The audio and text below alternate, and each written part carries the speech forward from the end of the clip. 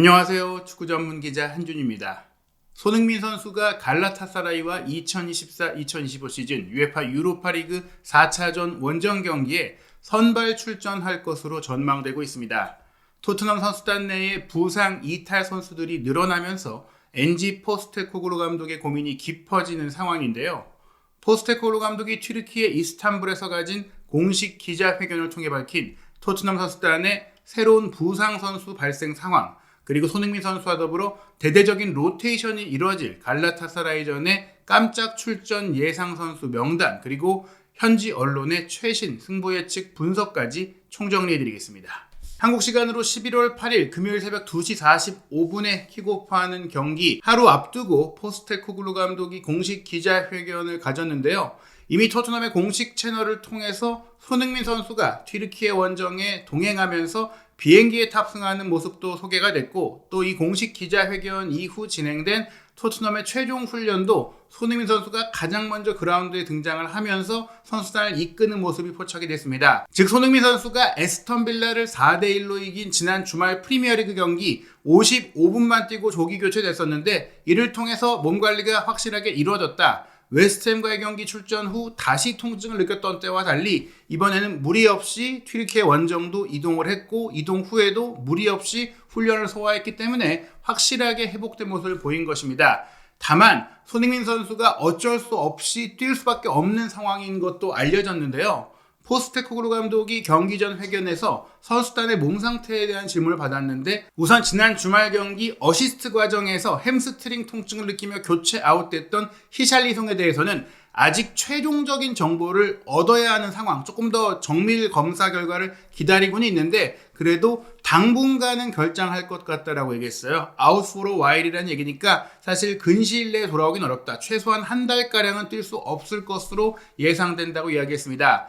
또 경기 도중에 타박상을 입고 교체 아웃됐던 크리스티안 로메로 같은 경우에는 다행히 심각한 부상은 아닌 것 같다라면서 오는 주말에 있을 입스위치 타운과의 프리미어리그 11라운드 경기는 출전할 수 있을 것 같다라고 이야기했습니다. 이 점은 다행이죠. 미키 반더벤 선수가 이미 햄스트링 부상으로 지난 주말 에스턴 빌라전은 물론 이번 갈라타사라이 원정, 그리고 오는 주말 입스위치 타운과의 경기까지 결장이 확정된 가운데 로메로까지 다쳐서 빠졌다는 것은 토트넘이 지난 시즌 위기를 겪었던 때처럼 두 명의 주전 센터백이 모두 없는 채로 또 빡빡한 일정을 소화해야 하는 고비가 될 수 있었는데, 사실 로메로 선수가 아르헨티나 대표팀의 11월 월드컵 예선 명단에 포함이 됐기 때문에 그러면은 뭐 심각한 상태가 아닌 건가? 이런 추측들이 있었는데 포스테코글루 감독이 이야기한 대로 진단 결과 그저 타박상으로 인한 통증뿐이었지 심각한 재활이나 치료가 필요한 상태가 아니다. 쉬면 낫는 상태다 보니까 이번 튀르키예 원정만 거르고 주말 경기 출전을 준비하고 있다고 합니다.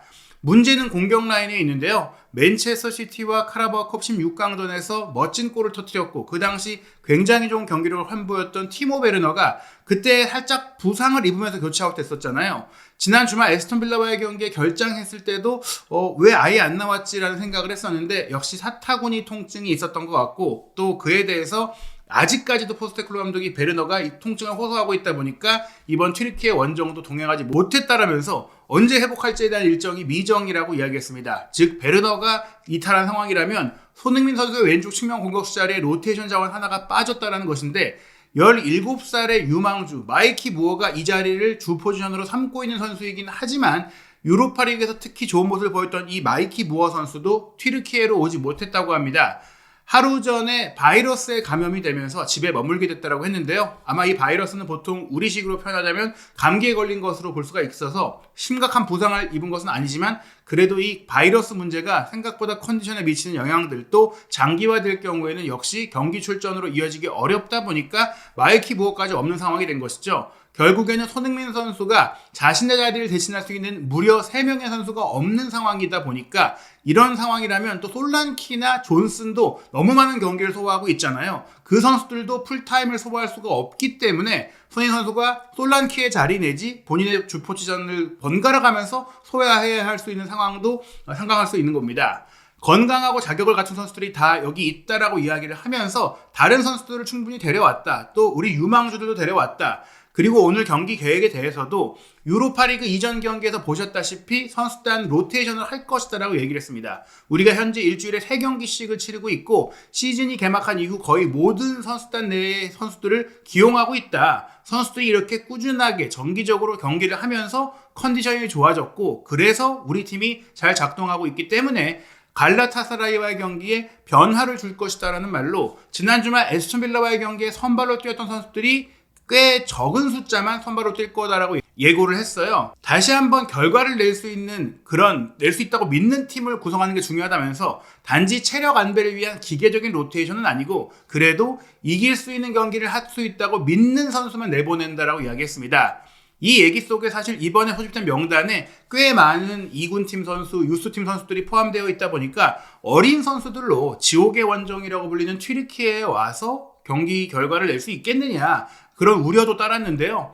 포스테클로 감독은 이 어린 선수들도 다들 이 경기, 큰 경기를 기대하고 있을 것이다. 그런 기대감 때문에 축구를 하는 것이다. 이 세대가 서포터가 없는 축구가 어떤 것인지 경험한 선수들이 많다라는 얘기를 통해서 또 코로나 사태를 겪으며 무관중 경기를 또 했던 경험이 많은 선수들이니까 이런 뜨거운 경기장, 열렬한 적대적이긴 해도 상대팀 팬들이 많은 경기장에서 경험하는 것도 꽤 중요하다라는 이야기를 통해서 유럽 대항전 원정 경기를 어린 선수들에게 경험해 주는 것도 굉장히 의미 있다라는 이야기를 통해 선수들을 성장시키기 위한 무대로도 삼을 수 있다고 기대했습니다. 영국의 런던 지역 신문 스탠다드는 이번 경기 예상 선발 명단, 팀 상황을 소개하면서 손흥민 선수가 선발로 뛸 거다라고 구체적으로 설명을 했는데요. 먼저 갈라타사라이는 튀르키예의 이스탄불 더비죠. 베식타시와의 경기에서 결장했던 왼쪽 풀백 이스마일 자콥스가 부상 이탈한 몇 안 되는 갈라타사라이 선수인데 이 선수가 회복을 했다라고 해요. 그래서 이 경기 출전을 위해 몸 상태를 끌어올리는 상황이라고 하고요. 토트넘에 활약했던 콜롬비아 수비수 다빈손 산체스는 이번 경기에 선발 출전을 할 것이고 또 아스널 선수였던 수비형 미드필더 루카스 토레이라도 뛰고 무서운 공격수로 꼽히는 빅터 오시멘도 최전방에 나올 거라고 이야기를 했습니다.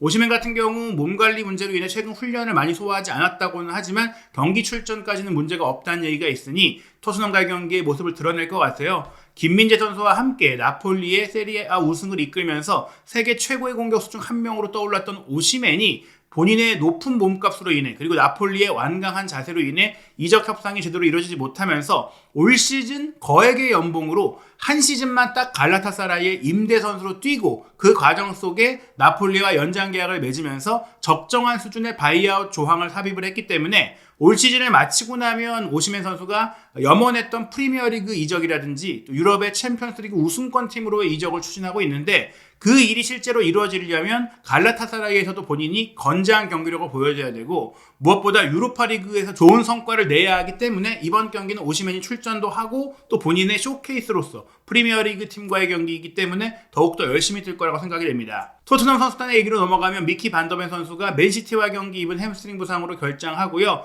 크리스티안 로메로 역시 에스턴 빌라전에 입은 부상으로 교체됐고 이번 경기 결장합니다. 그로 인해 이미 지난 일요일 경기였죠. 에스턴 빌라와의 경기에 로메로까지 부상으로 빠진 이후 센터백 조합을 이뤘던 라두 드라구신과 벤 데이비스가 이번 경기도 중앙 센터백 조합으로 선발 출전할 수밖에 없는 상황입니다. 이렇게 이탈로 인한 타격이 큰 토트넘이지만 스탠다드 같은 경우에는 그래도 지난 주말 경기에 교체되기 직전 브레넌 존슨의 동점골을 어시스트한 주장 손흥민 선수의 복귀라는 더 긍정적인 소식이 있었다며 이탈 선수들의 소식보다도 손흥민 선수가 좋은 컨디션으로 돌아온 것이 더 좋다 이런 얘기를 하면서 이번 경기 솔란키와 함께 다시 선발로 나설 수 있다라고 언급했습니다. 솔란키가 이번 경기에 사실 휴식을 줘야 하는 상황이기 때문에 히샬리송이 다치지 않았다면 히샬리송이 9번 공격수로 뛸 가능성이 매우 높았는데요. 히샬리송이 주말 경기에서 입은 부상으로 당분간 뛸 수 없고 마이키 무어까지 바이러스로 결장하는 데다가 베르너까지 이제 사타구니 부상에도 회복을 하지 못했기 때문에 손흥민, 솔란키가 뛸 수밖에 없는 것이죠. 여기에 존슨까지 뛰게 될지는 지켜봐야 되는데 존슨 선수도 요즘 너무 많이 뛰고 있다 보니까 경기 후반, 중반, 막판 이후에는 꽤 지친 모습들을 많이 보여주고 평소보다 전방 압박의 강도가 떨어지는 모습들이 있는데 오는 주말에 있을 입스위치 타운과의 프리미어리그 경기도 결코 대충 칠 수가 없다 보니까 이 경기에 어떤 로테이션, 어떤 시간 분배가 있을지 굉장히 궁금증이 커지고 있습니다. 스탠다드 같은 경우에는 우선 이 압도적인 홈관중의 응원이 큰 갈라타사라이 원정이라는 점에 있어서 너무 많은 젊은 선수들을 기용하는 것을 경계할 것이다라고 했는데요. 실제로 승부 예측을 하면서도 1대1 무승부를 전망하면서 이 1대1 무승부라도 끌어내려면 일단은 경험이 많은 선수들을 많이 기용해야 할 것이다라고 얘기를 했습니다. 오히려 승격팀인 입스위치와의 오는 주말 프리미어리그 경기는 홈 경기인 만큼 차라리 그 경기에 또 어린 선수들을 적절하게 기용을 하는 그런 선택이 내릴 수 있다라면서 이 경기에 확실하게 승점을 얻는 것이 또 하나 중요한 것은 유로파리그 리그 페이지가 내년 1월까지 총 8경기나 치러야 하기 때문에 그 경기들 속에서 만약에 16강 진출을 위해서 플레이오프까지 치러야 된다면 2월 달에 또 2경기가 추가될 수가 있거든요. 토트넘이 현재 카라바오컵 우승을 노리고 있는데 카라바오컵 결승전이 2월 말에 전통적으로 열리고, 그렇다면 이 일정상 유로파리그 리그 페이지를 2월이 되기 전에 빠르게 8위 내의 성적으로 16강에 직행을 해야만이 선수단 운영에 좀 숨통을 트일 수 있는 그런 상황이 될 수 있다고 볼 수 있습니다. 그렇기 때문에 오히려 갈라타사라이 원정에서 최소한 승점을 얻는 경기를 위해서 선발 명단만큼은 베테랑 선수들을 꽤 많이 투입하고 빠르게 이제 골을 넣은 이후 어린 선수들을 투입해서 지키고 또 압박하고 리드를 굳히는 그런 형태의 운영을 하지 않을까라고 전망을 했어요.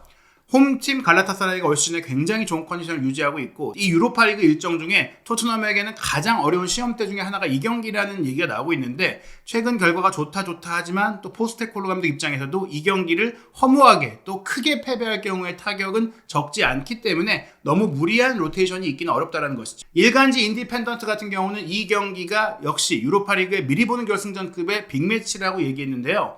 현재 유럽의 주요 스포츠 베팅 업체들의 전망을 보면 유로파리그 우승 후보 1순위로 꼽히는 게 토트넘입니다. 토트넘과 맨유가 나란히 우승 유력팀으로 꼽히고 있고, 그 다음으로 스페인의 빌바오, 이탈리아의 라치오와 로마, 그리고 스페인의 소시에다드, 여기에 튀르키의 갈라타사라이까지가 상위권으로 손꼽히고 있거든요.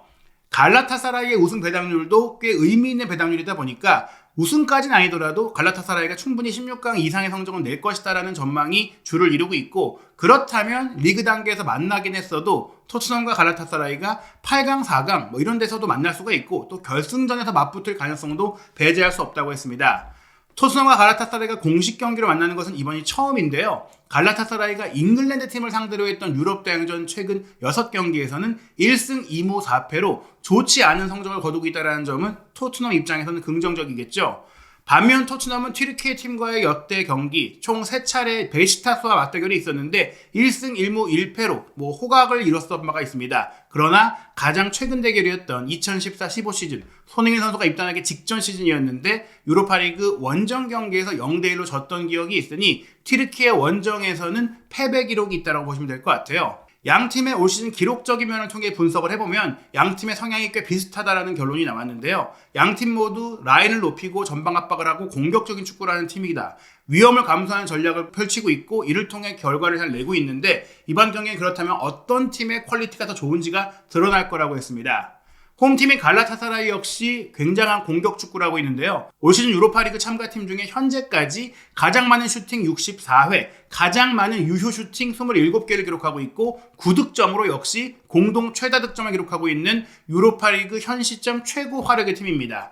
반면 토트넘은 유로파리그에서는 로테이션을 많이 가동하면서 리그에서만큼의 공격력을 보여주지 못했어요. 17번 슈팅을 했고 또 득점은 6골이기 때문에 갈라타사라이에 비해 공격 기록이 안 좋지만, 토트넘은 그래도 3전 전승으로 선두권에 있기 때문에 결과를 잘 끌어내는 효율적인 결과를 냈다고 할 수 있겠습니다. 또한 유로파리그에서 슈팅 숫자는 많지 않더라도 경기 리드 비율이 69.3%로 선두인 라치오의 80%에 이어 토트넘이 두 번째라고 하니까요. 포스테코글루 감독이 이번 유로파리그를 꽤 잘 운영하고 있다고 볼 수 있겠습니다. 각종 베팅 사이트에서는 홈팀 갈라타사라이가 우세할 것이다라고 전망하면서 배당률을 낮게 책정해 놓고 있지만, 포스테코글루 감독의 플레이 스타일로 인해 후방이 취약하다고 하더라도 항상 득점할 수 있는 위협적인 팀이라는 점, 게다가 갈라타사라이의 수비력도 좋지 않기 때문에 이 경기가 비길 가능성이 가장 유력하다고 전망하고 있습니다. 세계적인 통계 매체 옵타에서는 이번 경기 예상 명단을 베르너 무어를 포함시킨 채 공개했었는데요. 이 두 선수가 아예 명단에서 빠지다 보니까 손흥민 선수와 솔란키, 존슨이 3톱으로 출전할 가능성이 높게 점쳐지고 있습니다. 왜냐하면 이 선수들이 뛰지 않을 경우 출전해야 하는 공격수들의 리스트를 보면은 토트넘 2군 팀, 또 18세 이하 팀에 소속된 선수들이죠. 윌 랭크셔, 피터 아자이, 그리고 루카 윌리엄스 바넷 같은 선수들이 뛰어야 합니다. 윌 랭크셔는 이미 유로파리그 경기에 출전을 했고 또 한국 투어를 가졌던 프리시즌에도 좋은 모습을 보였던 선수죠. 189cm의 장신, 2005년생이니까 뭐 이 나이라면 충분히 또 1군 경기를 소화할 수 있는 그런 나이대입니다. 잉글랜드 19세 이하 대표팀의 장신 공격수로서 아마 솔란키와 출전 시간을 나눠 가질 것으로 예상이 되고요. 지난 유로파리그 일정도 동행을 했던 아자이 선수 같은 경우는 좌우 측면 공격수 중에서도 오른쪽 측면을 맡고 있는 윙 플레이어인데 이 선수 역시 존슨 선수의 자리를 맡을 수가 있습니다. 하지만 가장 주목받고 있는 이번 소집 선수는 만 16세의 루카 윌리엄스 바넷으로 마이키 무어와 함께 평가되고 있는 선수예요. 2008년생 16살의 나이 2군 팀이 아닌 18세 이하 팀 선수인데 지난 10월에 진행된 유럽 17세 이하 챔피언십 예선전에서도 잉글랜드 대표 선수로 선발이 돼서 라트비아와의 경기 4대0으로 크게 이길 때 풀타임을 소화하면서 득점도 기록을 했었습니다. 몰타와의 경기 후반 교체 출전해서 인상적인 플레이를 펼치면서 선발 기회까지 얻었던 것인데요. 이 선수도 마이키 무어처럼 이제 토트넘의 네이마르다, 새로운 네이마르가 될 수 있는 선수다라는 평가를 받을 정도로 호리호리한 체구에 발재간이 좋고 기술력이 좋고 탈압박이 좋은 선수입니다. 오른발잡이로서 왼쪽 측면에 배치돼서 가운데로 접고 들어오는 플레이가 장점인데 오른쪽에 그대로 뛰면서 정발 윙으로도 뛸 수 있고 본인의 가장 선호하는 위치는 처진 공격수이지만 토트넘의 이번 유로파리그 경기에 참가를 하게 된다면 손흥민 선수의 자리 내지 이 존슨의 자리를 아마도 교체자원으로 들어가서 커버할 것 같아요. 현재 토트넘 18세 이하 팀 소속으로 18세 이하 프리미어리그에서 선발 출전하면서 주전으로 활약하고 있는데 어마어마한 공격 포인트를 기록하고 있어요. 개막전에서 크리스탈 팰리스를 6대4로 크게 이길 때 멀티골을 넣었고 풀럼의 5대1 완승 거둘 때 1골 2도움 원맨쇼 펼쳤고 브라이튼과 2대2로 비긴 경기도 1골 1도움으로 본인이 모든 골을 만들었습니다.